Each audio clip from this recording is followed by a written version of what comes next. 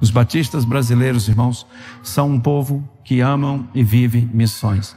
Nós somos um povo com sangue missionário, sangue tipo M positivo, sangue missionário. Isso está na nossa essência, naquilo que nós somos. E nós proclamamos o Evangelho porque Cristo Jesus nos enviou. E tantas outras coisas têm acontecido. Mais recentemente, estive em Sumaré, no acampamento de promotores do estado de São Paulo. Christian, uma noite que vimos a glória de Deus. O culto terminou 12 horas da noite, meia-noite e 5. Pensa, um culto que começou às 7 da noite e terminou meia-noite e 5. Meu irmão, você não imagina.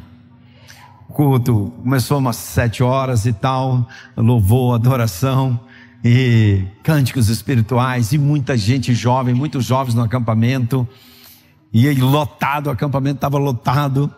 Tinha gente do lado de fora daquela capela lá em Sumaré, no acampamento da Convenção Batista do Estado de São Paulo. E vieram os momentos de testemunhos missionários e apoteoses, representações, uma festa. E naquela noite, íamos batizar 5 pessoas da Vila Minha Pátria.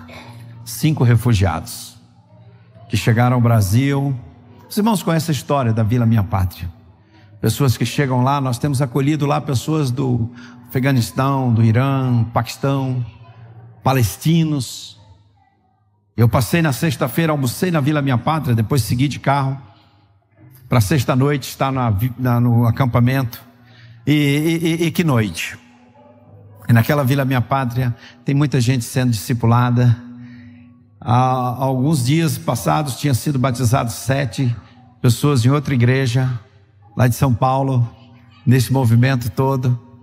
E naquela noite o culto terminou tarde, porque eles iam dar o testemunho de conversão. E eu falei com a equipe, deixa eles falarem. Pessoas que até então praticaram o islamismo. E uma jovem, ela começou a testemunhar, pastor Fabrício. Ela ficou 30 minutos falando. 30 minutos, contando a história dela. Do sofrimento, das lutas, do cansaço. Por tudo que passaram. E poder dizer, aqui na Vila Minha Pátria, nós conhecemos Jesus. Nós conhecemos uma paz que nunca tínhamos conhecido. Nós conhecemos coisas que nunca tínhamos ouvido. E nessa noite, eu quero ser batizada. Mas antes de ser batizada, eu quero que vocês saibam que Jesus Cristo é o Senhor e o Salvador da minha vida. E eu creio nele com todo o meu coração. Pastor, não tinha quem chorasse, Samara. E ela falou quase 30 minutos. Aí depois veio um outro irmão. Esse eu tive o privilégio de batizá-lo. Pastor da igreja que estava batizando me convidou, pastor, vamos batizar o primeiro aqui. Outros pastores participaram também. E aí nós estávamos na capela e os batismos seriam lá de fora, irmãos. E São Paulo estava um frio. E eu pensei que a gente ia ficar do lado de fora assim da piscina e batizar. O pastor falou, não, nós vamos entrar na piscina. Água gelada, uma bênção de Deus. Mas eu nem senti o frio. Nem senti. Entramos naquela piscina com um coração muito feliz. Aquele irmão testemunhou. Olha, ele chorava e dizia, olha, Jesus transformou a minha vida. Eu quero seguir Jesus. Ele é o meu Salvador. Irmãos, testemunhos assim de brasileiros, de conversão, de batismos. De certa forma a gente já tem acostumado. Mas quando uma pessoa que vem desses contextos toma uma decisão de confessar Jesus publicamente e dizer, Ele é o meu Senhor e Salvador, e eu confesso com todo o meu coração, eu quero segui-lo. Para uma mulher tirar aquele véu e confessar Jesus como Senhor e Salvador e ser batizada, muita água passa debaixo de uma ponte. Não é coisa simples. E naquela noite, eu chorava o tempo todo, meu pastor. Aquelas pessoas testemunhando. Você sabe das lutas que foram para a Vila Minha Pátria, os desafios, as decisões de fé e o Senhor conosco.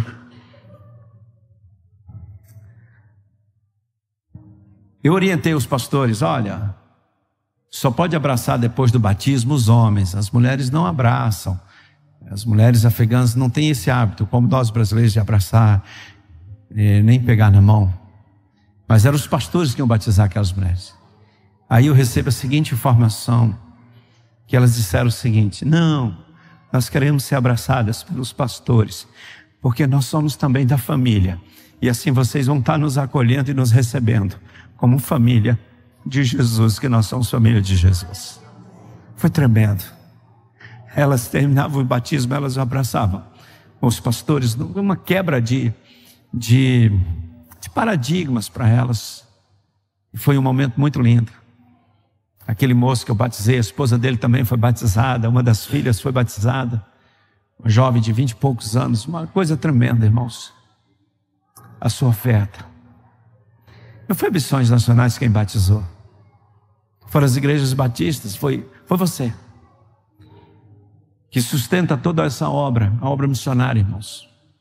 O sustento missionário, a oferta, ela tem esse objetivo, sustentar os missionários.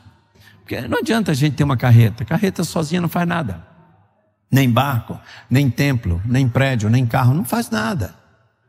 Quando se põe uma carreta para ser missionária, a gente precisa de pessoas, de missionários para estar lá. É um ministério, porque senão é só uma carreta que transporta mercadoria. Mas a nossa carreta não transporta mercadoria, transporta esperança, transporta a compaixão, a misericórdia, o evangelho de Jesus, transporta o poder da palavra de Deus que é proclamada onde ela vai. E para isso acontecer, precisa ter pessoas, homens e mulheres, vocacionados, missionários, voluntários, gente de Deus, para que a obra aconteça.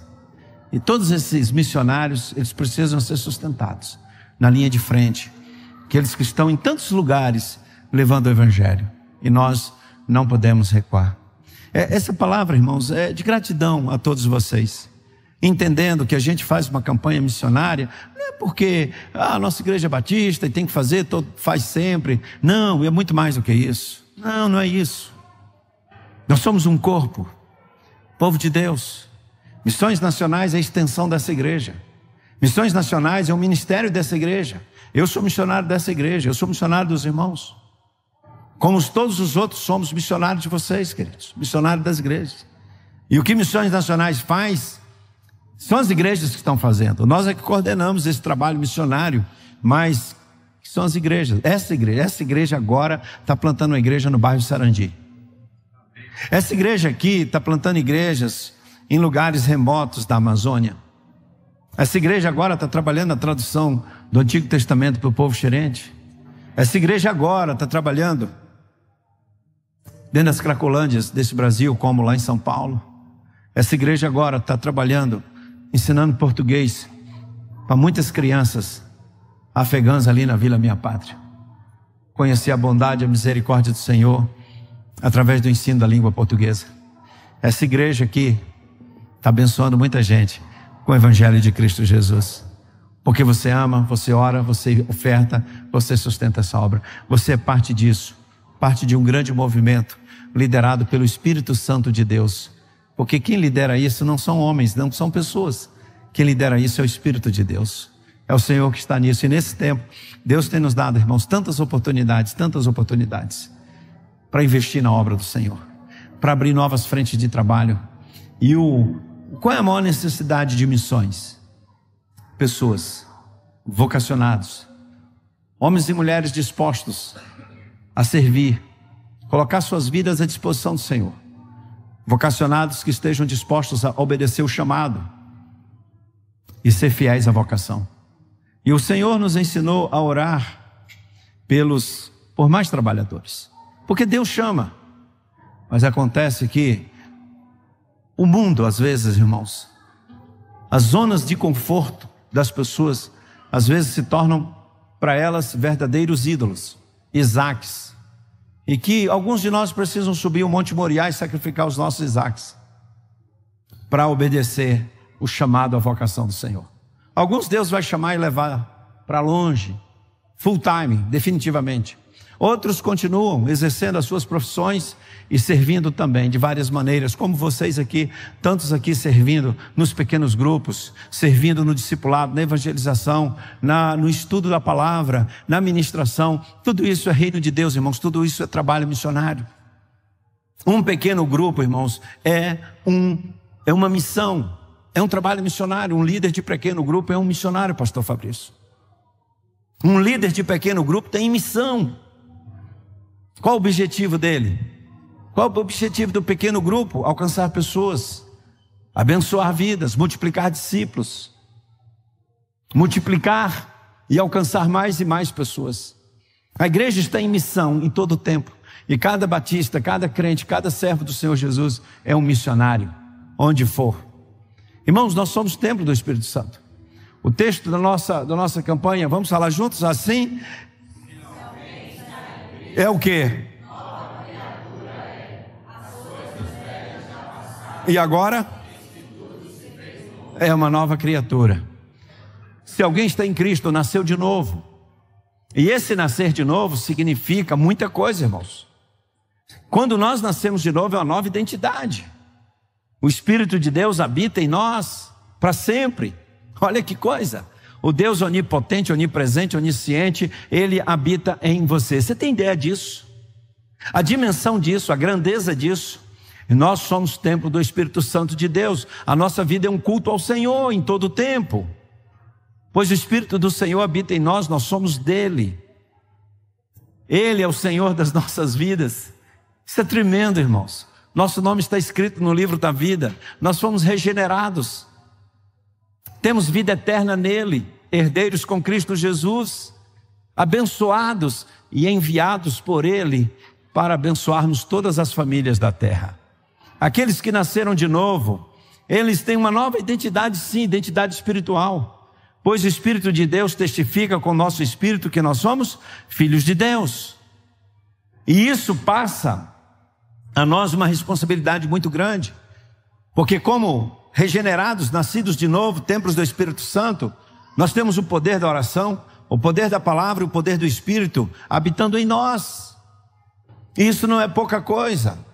Orar por uma pessoa, interceder, clamar ao Senhor, compartilhar a palavra de Deus com alguém, ministrar a palavra que transforma vidas, o poder do Espírito que está em nós, a autoridade espiritual que recebemos do Senhor para compartilhar o Evangelho, o amor de Deus que transforma vidas. A nossa identidade, novas criaturas. Se alguém não nasceu de novo, irmãos, nunca vai ver o reino de Deus. Eu costumo dizer sempre, o primeiro passo na vida cristã é algo sobrenatural, é o novo nascimento. Se a palavra de Deus, o Espírito de Deus, se não entrarem na sua alma, você não vai nascer de novo. E se pela fé você recebe Cristo, a palavra no seu coração, vai acontecer algo sobrenatural. Você vai nascer de novo. Você pode frequentar uma igreja, conhecer tudo sobre o Evangelho, sobre Jesus, sobre a palavra, mas se você não tem uma experiência com Cristo, você não nasceu de novo. Você pode ser até um praticante de algumas coisas do cristianismo, mas uma nova identidade em Cristo, só e somente se você nasceu de novo. E o Espírito habita em nós. E aí, naturalmente, irmãos, o Senhor Jesus disse: quem tem sede, vem a mim e beba. Quem crê em mim, como diz as Escrituras, rios de água viva fluirão do seu interior. E ele dizia isso do Espírito Santo que iriam receber. Nós nos tornamos uma fonte de água viva pelo Espírito de Deus que habita em nós. Então a vida cristã é um transbordar disso para alcançar e abençoar outras pessoas. Isso é a nossa missão. Onde nós vamos, o que fazemos, em todos os lugares que nós estamos, Deus nos dá oportunidades de compartilhar, de testemunhar do Evangelho de Cristo Jesus. Eu convivo com bastante crentes, né? A maior parte do meu tempo eu estou convivendo com crentes. Mas em todos os momentos que eu tenho oportunidade de conviver com pessoas que não são cristãs, não são crentes, eu sempre estou atento para proclamar o Evangelho de Jesus. Eu vou cortar o meu cabelo daqui a pouco, mas todas as vezes que eu vou na barbearia, para mim é um projeto missionário. Um projeto missionário. E eu reservo pelo menos umas 2 horas para eu cortar o cabelo. E todos lá me conhecem. Eu já corto lá há muito tempo. E eu fico feliz demais. Aqui tem 3 lá que já estão batizados congregando numa igreja. agora um está fazendo um curso bíblico. Agora eu fiquei até de levar um livro para ele de teologia sistemática. Aliás, já comprei, está lá em casa, eu vou lá levar. Quando eu vou cortar o cabelo, é um projeto missionário. Eu vou orar por eles, sento lá e converso e tal, e compartilho do amor de Deus. Eles já me seguem no Instagram, aí me dão, eu estou te acompanhando em missões e tal. Para mim é um projeto missionário. Eu não posso perder a oportunidade de testemunhar de Jesus. Irmãos, eu queria falar de missões aqui, testemunhar para vocês, mas eu quero ressaltar nessa tarde, pastor Fabrício, que cada um de nós aqui é um missionário. Porque o Espírito de Deus habita em nós. E onde nós vivemos e convivemos, seja na escola, na faculdade, seja no trabalho, na vizinhança, com os amigos, nós precisamos ter essa intencionalidade espiritual para compartilhar o amor de Deus. Intencionalidade espiritual para compartilhar o amor de Deus. Ano passado, eu tive uma experiência interessante com minha irmã. Sábado, véspera do Dia das Mães. Era por volta de umas 3 horas da tarde. E a minha filha falou para mim assim: pai, vamos no Barra Shopping comprar um presente para a mamãe. Amanhã é o Dia das Mães. Eu falei: não brinca, você está falando sério comigo? Irmãos, de sábado, véspera do Dia das Mães, no Barra Shopping, no Rio de Janeiro, não é um bom negócio. Primeiro, para arrumar um lugar para parar o seu carro. Aquele negócio fica, você não consegue andar no shopping. Tem lojas que dá fila para entrar na loja. Eu falei: não vou lá. Eu falei: não posso ir. Ele falou: pai, temos que ir comprar um presente para a mãe. Falei: então é o seguinte, eu vou de motorista, te deixo na porta lá. Ela falou: não, vai comigo. Daí eu fui. Eu falei: eu vou, se achar uma vaga para parar eu paro, mas eu não vou andar dentro do shopping, porque é muito grande. Eu falei: eu paro numa cafeteria, fico ali, você vai lá e tal, e resolve, e te espero lá. Combinamos assim. E Deus deu graça.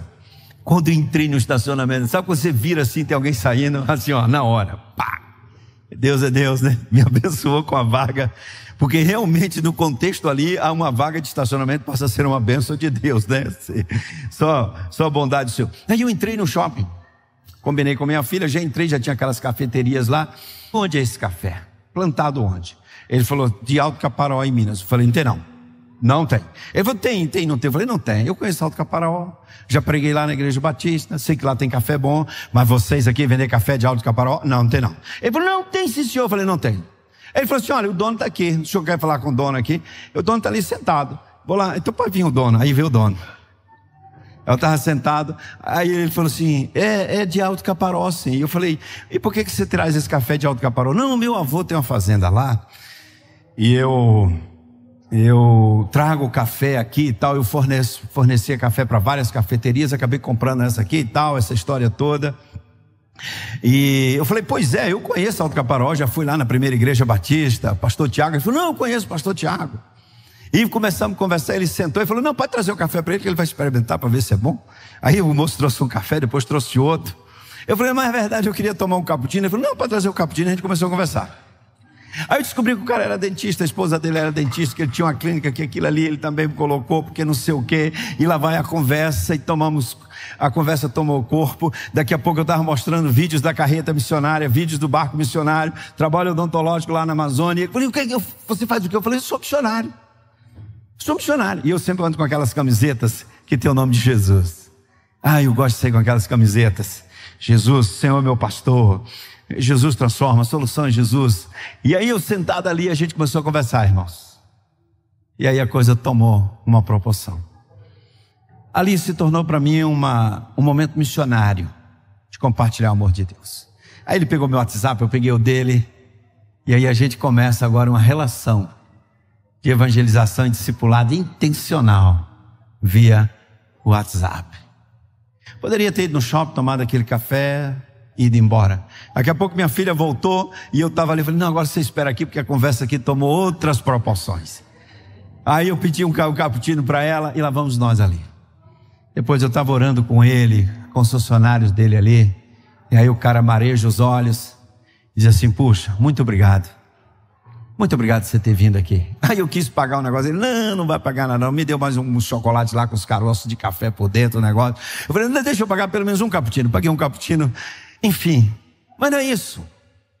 A questão não é se eu tomei um café ou não, se ele me deu ou não. A questão é as oportunidades que Deus está nos dando para compartilhar o Evangelho.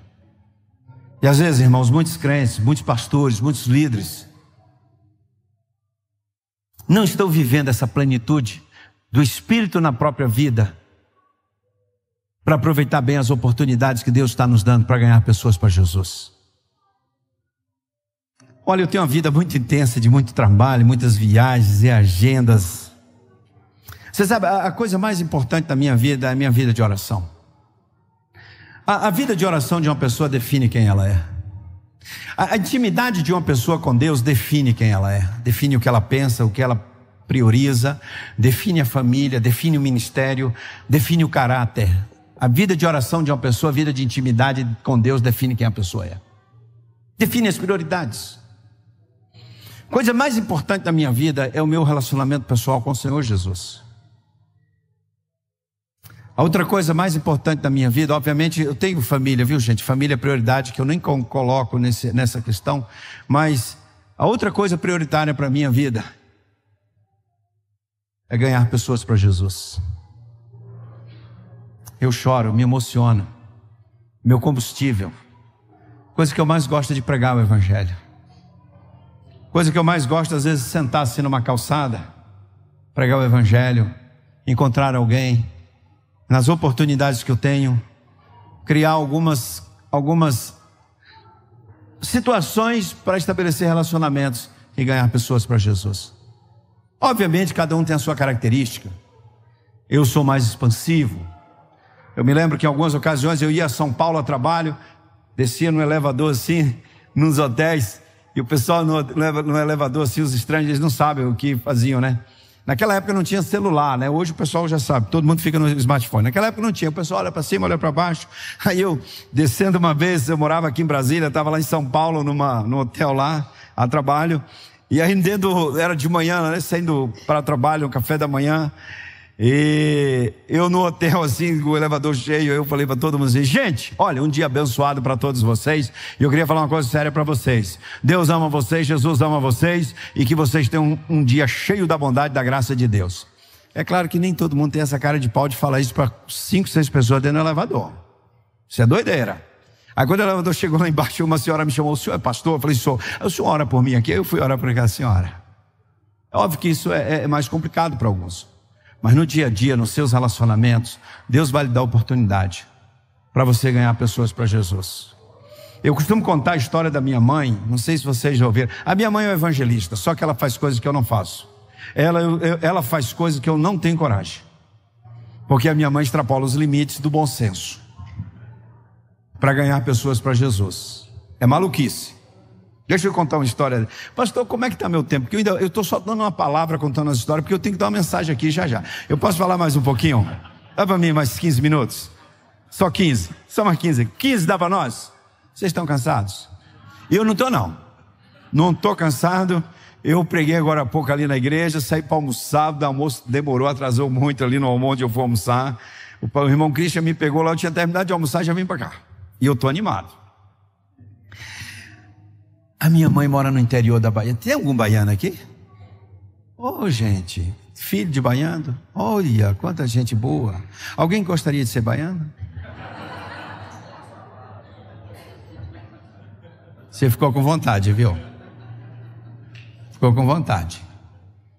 Ela mora no interior, ela tem 82 anos. Nós nascemos, irmãos, eu nasci numa família que não era cristã, não conhecia a palavra, não conhecia o Evangelho.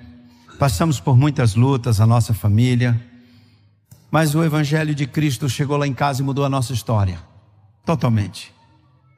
Eu costumo dizer que todo mundo pode desistir de Jesus, menos eu e a minha família, porque nós cremos no poder do Evangelho. Não é porque a gente leu em algum lugar, alguém contou para nós, não. É porque a nossa família viveu isso, experimentou. Não tem como a gente negar o que Cristo fez na nossa casa, na nossa família. E a minha mãe se tornou uma pessoa assim, que ela não perde tempo para pregar o Evangelho. A nossa cidade do interior da Bahia é uma cidade muito bacana. O pastor Fabrício já foi lá, gostou muito, ficou até com vontade de mudar para lá. E no mês de junho tem muitas festas juninas pelo Nordeste. E a minha cidade lota de gente. Vem gente de vários lugares, Salvador, chegam bastante ônibus lá. Só que a cidade não tem infraestrutura para hospedar esse povo todo. Os hotéis, as pousadas não dão conta. Há pessoas da cidade que alugam suas casas, enfim. E muita gente acaba dormindo na rua dentro dos carros. Pessoas que vão para as festas ficam dentro dos carros. A mamãe mora lá numa rua, uma das principais ruas lá daquela cidade. Mora numa esquina, uma casa grande. Os filhos foram crescendo, foram indo embora, ficou ali o papai sozinho. E numa época dessa de festas juninas lá, cidade lotada, ela estava na porta de casa assim no final de tarde, e apareceram 3 caras num carro lá e perguntaram assim: minha senhora, a senhora poderia vender um banho para nós? Porque a gente veio aqui para a festa e dormimos aqui no carro, não tem onde a gente tomar um banho. A senhora deixaria a gente tomar um banho? A gente paga por um banho aí? Ela falou assim: pode vir, pode tomar o banho de vocês. Ela nunca tinha visto esses caras na vida. Aí eles entraram para tomar o banho. Enquanto isso, ela foi preparar um café. Preparou um café, um beiju, cuscuzinho, banana da terra. Tá ficando bom. A pessoa, fim de tarde, cuscuz, banana da terra. E ela faz uns bolos de puba lá, bolo de aipim. E ela preparou aquela mesa de café. Quem é do Nordeste sabe o que eu estou falando. Quando eles saíram do banho, né? Ela, vem tomar um café. Vem tomar um café. Lá em casa na casa da mãe tem uma cozinha grande, uma mesa na cozinha. Vem tomar um café. Aí eles sentaram ali para tomar o café. Ela falou: olha gente, mas aqui, antes da gente comer alguma coisa, café ou tal, eu sempre faço uma oração. Eu posso fazer uma oração? Eu não, claro, no caso da senhora. E ela faz oração assim, né? Aquela oração evangelística. Senhor Jesus, muito obrigado. Pai Celeste, obrigado por ter enviado o teu filho para morrer na cruz pelos nossos pecados. Glória a Deus. Sabedoria, irmãos. Não é que você vai ficar pregando na oração, tem que ser objetivo. 3 versículos na oração. Aí fez aquela oração ali. Foi coisa linda. E a turma caiu dentro, né? Os caras lá, banho. Aí queriam pagar. Não precisa pagar não. E vocês vão dormir onde? A gente vai para a festa aí no clube e a gente vai dormir no carro. Ela falou: não, tem cama aqui, quartos, pode vir dormir aqui. E quando ela me conta isso, eu falei: mãe, a senhora não tem juízo não? A senhora tem ideia? Ela falou: meu filho, o que podia acontecer? Ou roubar a gente, não tem muita coisa para roubar lá em casa. Dinheiro não tem. Aposentadoria de papai, 1.700 conto. Não dá, é por mês. Dinheiro não tem. Podia roubar o quê? Ou matar a gente. Se matasse a gente ia pro céu. Glória a Deus, tá tudo bem? Eu vou me preocupar com o quê? Não estou preocupado com nada não. Aí os rapazes: não, minha senhora, a gente vai chegar tarde da noite e tal. Ela falou: não tem problema, eu deixo a chave com vocês. Você está ouvindo um negócio desse? Agora, eu escuto uma coisa dessa como filho que mora no Rio de Janeiro. Falei assim: ela tem 82 anos. Ela era um pouco mais nova. Isso já tem algum tempo. Aí os caras tal, não sei o que, vem lá e vem cá: não, deixa com vocês. E eles foram. Bom, chegaram lá para as madrugadas. Ela estava dormindo, que ela dorme cedo. Ela e o papai dormem com as galinhas, dorme cedo. Essa expressão alguém conhece? Dormir com as galinhas? Não é que ela dorme no puleiro não, né? Dormir com as galinhas significa dormir cedo. Quem é do Nordeste sabe que eu estou traduzindo o que eu estou falando, tá, gente? Esses caras acordaram lá para 10, 11 horas da manhã. E quando levantaram, tinham já uma mesa preparadinha. Só que ela também estava com a Bíblia já na mesa. Tem festa à noite. Vocês beberam aqui, vocês vão beber outra coisa agora. Aí aquelas caras amassadas, né, da noite, e vieram e tal, sentaram para tomar um café. Enquanto eles tomavam café, abre ela, Salmo 23, já manda o Salmo 23. E ora, e começa a ler a palavra do Senhor para eles. Muito bem. O tempo passou, uns meses depois, sei lá, 2 meses, parou um caminhão de transportadora, esses caminhões de transporte eletrodoméstico. E o moço começou a descarregar umas coisas lá de casa. Descarregar, e aí a minha mãe falou: o que vocês estão trazendo aí? Eu não comprei nada. Vocês estão trazendo o quê? Não, minha senhora, é que o dono de uma rede, dessa rede de lojas aqui, ficou hospedado aqui na festa junina na sua casa e mandou uns presentes para a senhora.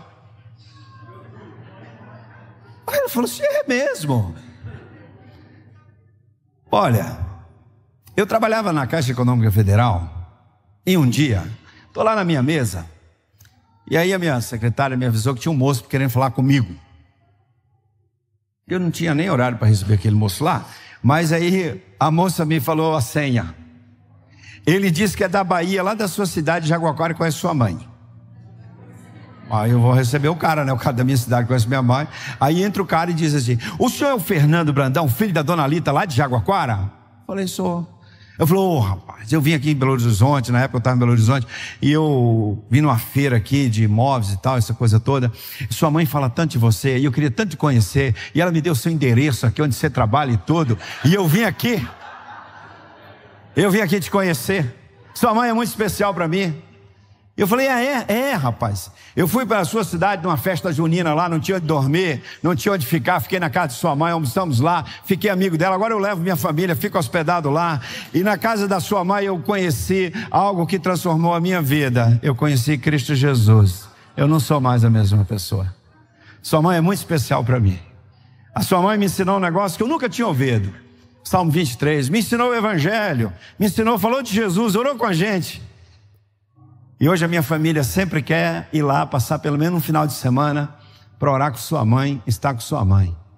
E a nossa família nunca mais foi a mesma, porque Jesus transformou a minha vida. Abracei aquele moço, aquele irmão, choramos juntos, orei com ele lá.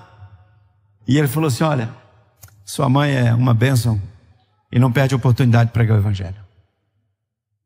Quantas pessoas Deus coloca na nossa vida? Claro que eu falei, eu não teria coragem de fazer isso que a minha mãe fez. Essas loucuras. E tem outras que ela já fez, que só a graça de Deus. Ela viajava de ônibus para Belo Horizonte, ela não come na viagem, não pode comer na viagem, que ela não passa bem. Mas ela levava bolo, levava farofa. Eu falei, mas por que a senhora está levando isso? Não, porque aqui dentro do ônibus eu dou aos 5 pessoas, meu filho, que não tem o que comer. Eu fiquei na rodoviária de Vitória da Conquista, esperando esse ônibus. O ônibus que vinha, que ela pegava o ônibus da minha cidade, Vitória da Conquista, para pegar outro. Tinha uma senhora lá, 4 filhos, não tinham o que comer. Dei farofa, dei bolo, levei uma farofinha, dei bolo para ele, comprei um café, dei para ela, dei para aquelas crianças, orei, preguei o Evangelho, a mulher citou Jesus. Ela levava comida num ônibus, uma viagem de 19 horas de ônibus, só para evangelizar. O bolo missionário. Intencionalidade, irmãos. Isso é a nossa vida, nós somos cristãos, somos crentes. Nós batistas somos isso, não podemos perder isso. E isso não pode ser exceção. Claro, essas loucuras sim, mas o ânimo, a alegria, a intencionalidade. Agora, isso tudo é fruto de uma vida de relacionamento com Deus. Porque isso reflete a nossa vida de espiritualidade, a nossa vida com Deus. Não é mecânico, não é algo que é obrigado, é natural, ninguém segura, é natural. Eu entro no avião para viajar, eu carrego essa Bíblia aqui, eu gosto de abrir minha Bíblia de papel, e eu já abro a Bíblia e vou lendo. Igual mesmo vim ontem do Rio, com essa Bíblia aberta, lendo. Aí a pessoa que está sentada do meu lado, daqui a pouco ela espicha os olhos. E começa a olhar. Tem viagem que eu termino, a minha Bíblia está na mão da pessoa e ela que está lendo. Oportunidade. Para mim, uma viagem é uma oportunidade de compartilhar o Evangelho de Cristo Jesus. Irmãos, eu tenho falado isso em alguns lugares que eu tenho ido. E oro para que Deus traga um avivamento a todos os pastores e líderes batistas em todo o Brasil. Avivamento de paixão pela evangelização, paixão pelo discipulado. Mas isso tudo é fruto de uma vida de relacionamento, de intimidade com Deus. Isso é fruto de uma vida de relacionamento íntimo com Deus. Missões vai muito mais além do que uma oferta. E num período de missões como esse, a gente pede tanto que oremos por mais trabalhadores para a seara. Oremos por mais vocacionados, mais missionários. É tempo de orar, de nós, irmãos, trabalharmos com alegria e compartilharmos a visão, os valores e princípios do reino concernente, relacionados a missões, para que as novas gerações tenham a visão missionária e não se percam. As próximas gerações sejam tão missionárias quanto as gerações que vieram antes de nós. Essa é a visão. E uma das coisas que o diabo tem trabalhado é para tirar a visão missionária dos batistas. E uma das lutas que a gente tem, o pastor Fabrício sabe quando a gente trabalha intencionalmente nessa luta espiritual contra o reino das trevas, que quer que os batistas parem de enviar missionários, fazer campanhas, fazer missões, quer nos desencorajar, nos desanimar. Mas o Senhor é conosco, não desanimaremos, não recuaremos, avançaremos e proclamaremos que Jesus transforma. E eu tenho certeza que se depender dessa amada igreja, nós jamais vamos recuar. Nós vamos avançar e proclamar aqui e até os confins da terra que Jesus transforma. Mas, irmãos, tem coisas que marcam a nossa vida para sempre. Tem coisas que faz a gente refletir para o resto da vida. Tem experiências que Deus nos dá, que nos faz crescer, que nos faz amadurecer na fé. Fique atento que Deus está sempre nos proporcionando viver experiências para a gente crer, para a gente crescer espiritualmente, para a gente se aproximar mais dele, para a gente amadurecer na fé. Preste atenção, desde que você se tornou filho de Deus em Cristo Jesus, todas as experiências que Deus te proporciona para você crescer para o seu bem. Por isso glorifique a Deus em todos os momentos da sua vida, porque quer vivamos, quer morramos, nós somos do Senhor. Eu sempre peço a Deus que me dê discernimento espiritual para entender cada momento que eu estou vivendo, cada dia, cada semana, e as circunstâncias nas quais eu me encontre, ou que eu tenha que ser confrontado para viver os desafios às vezes, e que a gente precisa, em algumas situações, a gente precisa se expor, às vezes trabalhar muito mais, e a gente precisa viver momentos desafiadores de tomar decisões pela fé, mas Deus está nos proporcionando oportunidades como aquela dos afegãos, pastor, decidir em ter a Vila Minha Pátria, sem ter um orçamento ainda para a gente investir lá, uma decisão de fé. Deus está nos dando a oportunidade de viver o extraordinário. A gente poderia não ter feito, e ninguém teria cobrado da gente,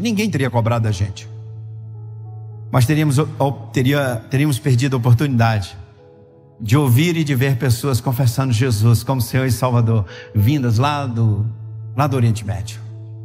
Perderíamos a oportunidade. Poderíamos não ter feito, poderíamos não ter Cristolândia, e teríamos perdido a oportunidade de ver tanta gente confessando Jesus como Senhor e Salvador. Uma história que eu contei já muitas vezes na minha vida,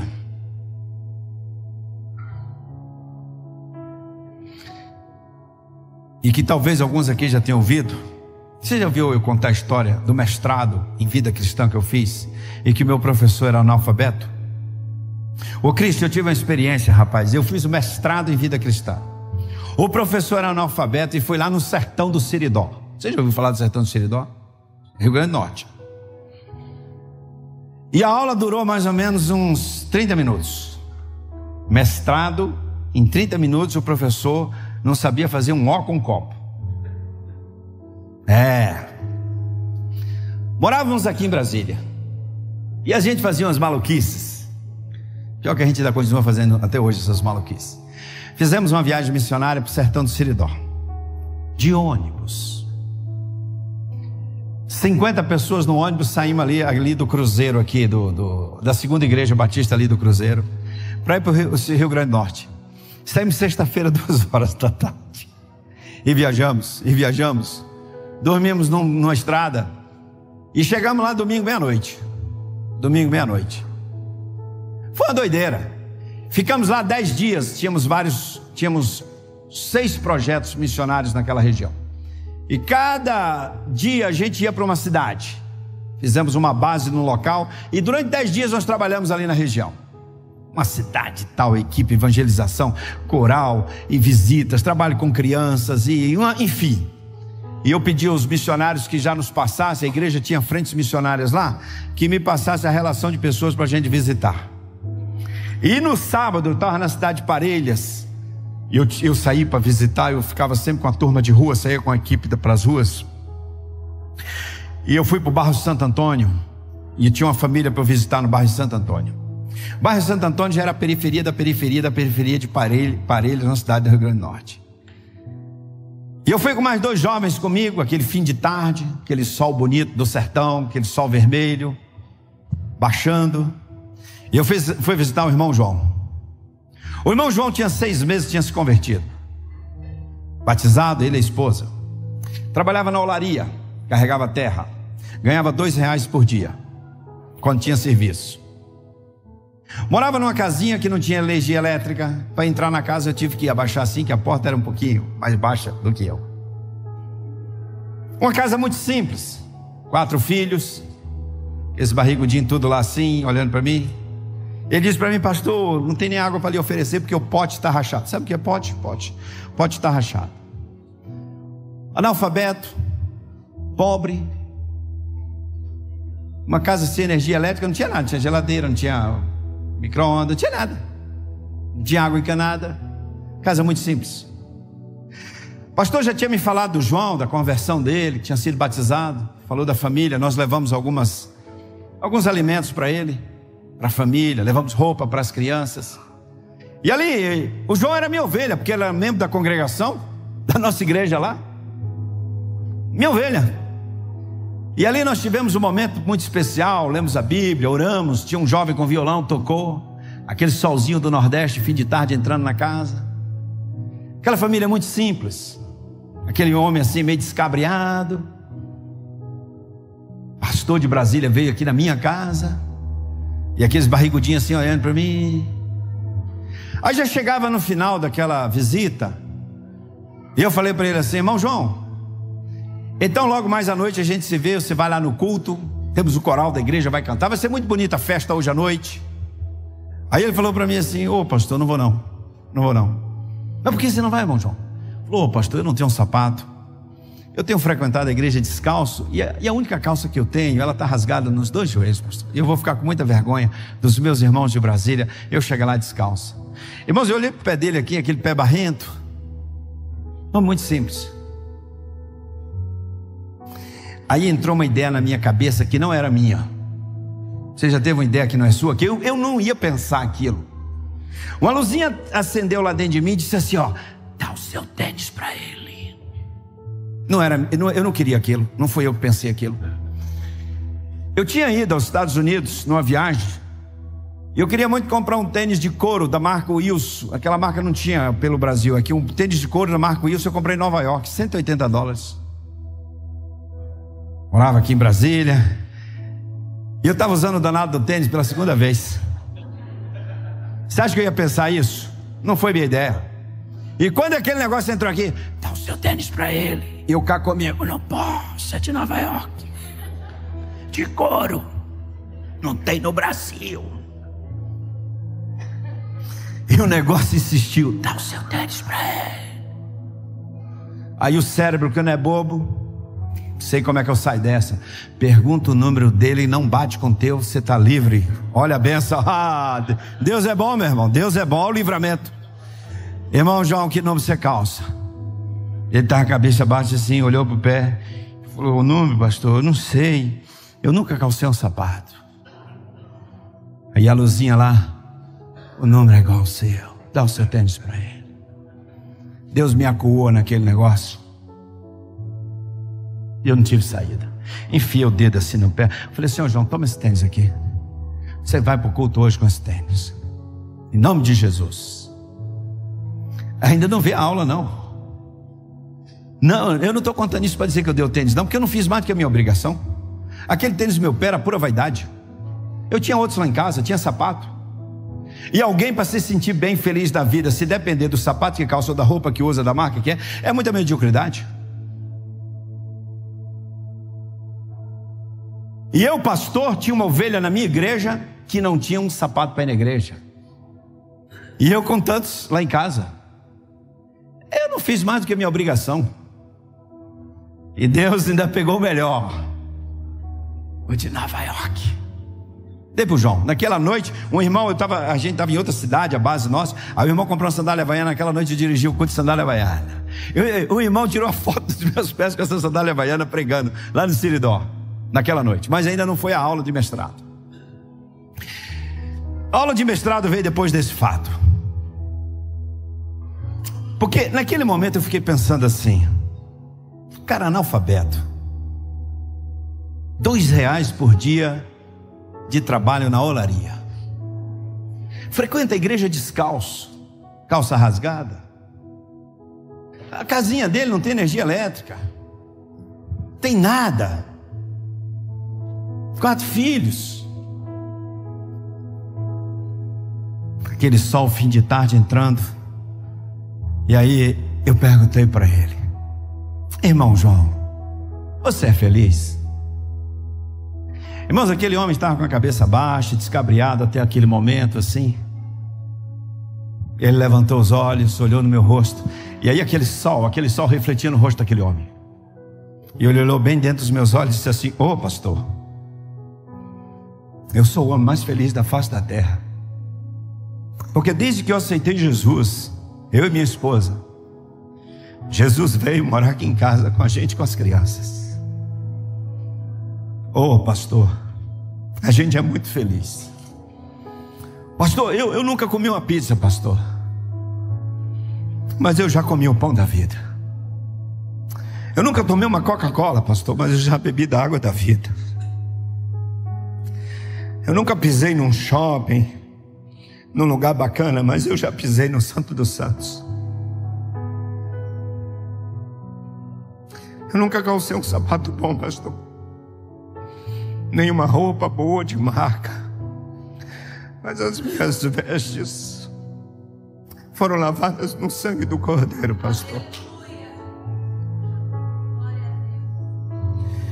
Foi um mestrado de vida cristã, Richard. E eu que achava que para alguém ser feliz precisava ter energia elétrica na casa. Oh pastor, não tem energia elétrica na nossa casa não, mas a luz de Cristo brilha aqui em casa. Não tem água do pote, mas tem água da vida.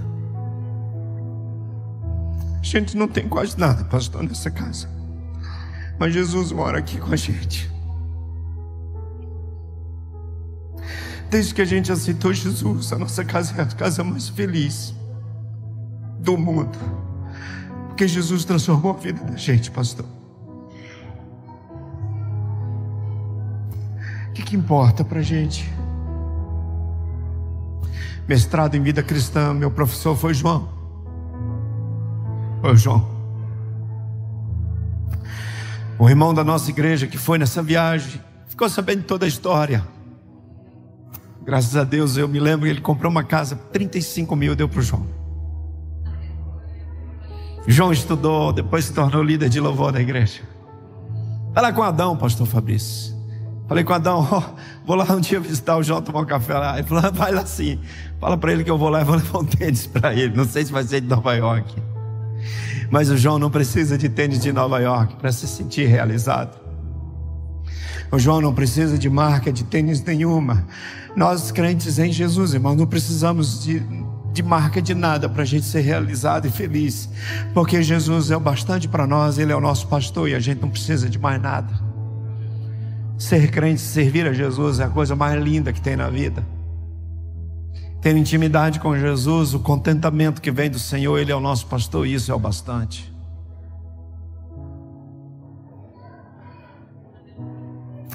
Pastor, eu sou feliz, o mais feliz da face da terra. Você é feliz? O que faz você feliz? O que você veste? O que você calça? Onde você mora? O carro que você tem? E quando não tiver nada disso, você ainda é capaz de ser feliz? Eu sou feliz porque eu sou de Jesus. Nós somos felizes porque o que Jesus nos trouxe, a felicidade que Ele nos trouxe, nada pode tirar. E ela é eterna, é para sempre, para sempre, para sempre. Amém, amém e aleluia.